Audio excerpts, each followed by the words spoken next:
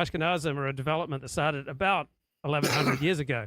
And within about Right. 200 years of this new group of Jews substantially intermarried with non-Jews creates a realm of people with way above average intelligence. And that starts showing up in the historical record. But there are certain selection pressures. So, for example, if, God forbid, children who had IQs lower than 115 were not allowed to live. You know, I don't support this, but if, God forbid, that became government policy, you would have a dramatic transformation of the average IQ of a particular people who implemented such a policy.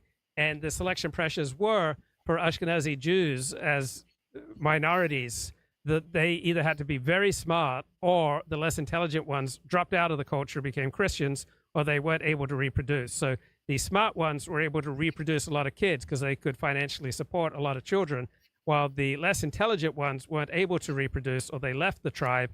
And so in a very short time, 200, 300, 400 years, you suddenly, for the first time in history, had this widely observed phenomenon of unusually high Jewish intelligence. Mm-hmm.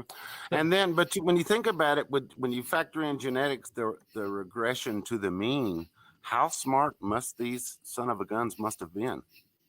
Well, what You happened was that the smart ones, they were incentivized to then only marry within and reproduce within their culture,